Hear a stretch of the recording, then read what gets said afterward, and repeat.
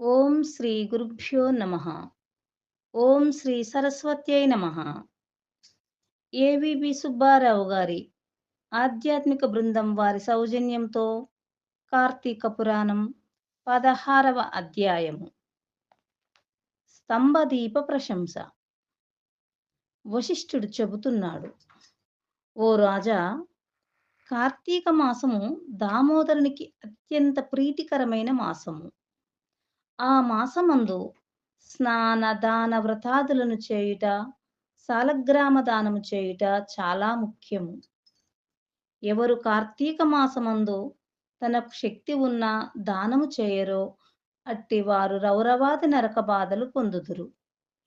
ఈ నెల దినములు తాంబూల దానము చేయువారు చక్రవర్తిగా పుట్టుదురు.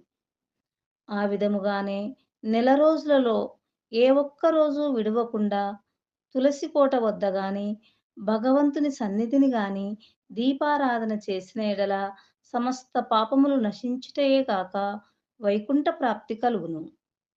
కార్తీక శుద్ధ పౌర్ణమి రోజున నదీ స్నానం ఆచరించి భగవంతుని సన్నిధి యందు ధూప దీప నైవేద్యములతో దక్షిణ తాంబూలాదులు నారికేల ఫలదానము చేసిన ఎడల చిరకాలము నుండి సంతతి లేని వారికి పుత్ర సంతానము కలుగును.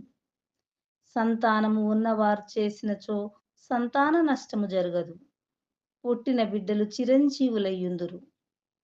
ఈ మాసములో ధ్వజస్తంభమునందు ఆకాశ దీపమునుంచిన వారు వైకుంఠమున సకల భోగములు అనుభవింతురు. కార్తీక మాసమంతయు ఆకాశ దీపము గాని, స్తంభదీపము గాని ఉంచి నమస్కరించిన స్త్రీ పురుషులకు సకలైశ్వర్యములు కలిగి వారి జీవితము ఆనందదాయకమగును. ఆకాశ దీపము పెట్టువారు శాలిధాన్యము కాని, నువ్వులు గాని ప్రమిద అడుగున పోసి దీపముంచవలెను. దీపము పెట్టడానికి శక్తి ఉండి కూడా దీపం పెట్టని వారును, లేక దీపం పెట్టువారిని పరిహాసమాడువారును చుంచు జన్మమెత్తుదురు. ఇందులకొక కథ కలదు, చెప్పెదను వినుము.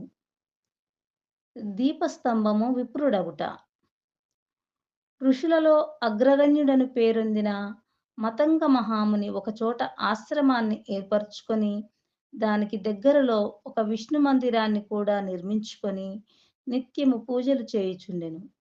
కార్తీక మాసములో ఆ ఆశ్రమము చుట్టుప్రక్కల మునులు కూడా వచ్చి పూజలు చేయుచుండిరి. వారు ప్రతిదినము ఆలయ ద్వారాలపై దీప